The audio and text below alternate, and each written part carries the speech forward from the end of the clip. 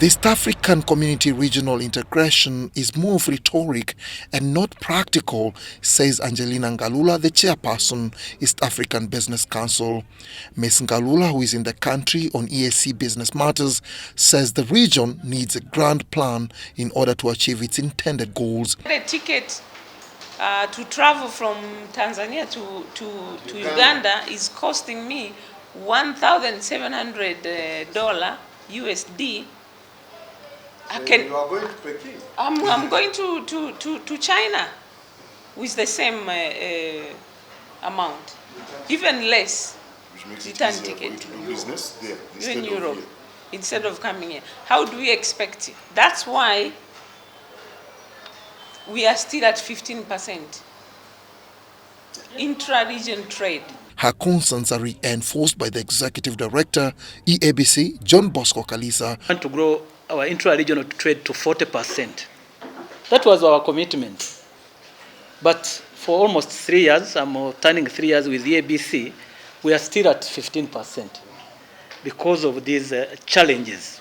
In an engagement with the board and management of the Uganda Manufacturers Association, the EABC officials called for more collaboration and mindset change in order to foster inter-regional trade that currently stands at a decimal 15%. Some NTBs arise out of the issues that we have just discussed, arising out of slow progress, for example, on slow progress on standard harmonization.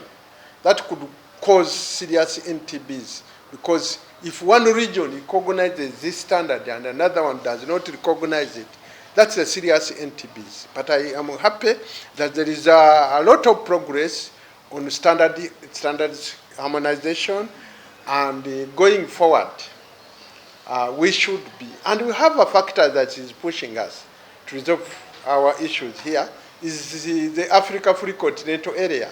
And the message that we keep on pressing forward as a private sector in East Africa is that we need to produce more.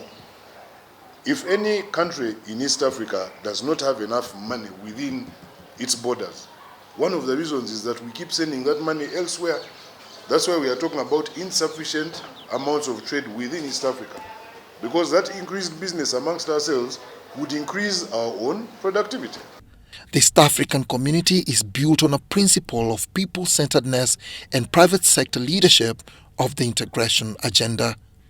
Dennis Igoa for EABC Business.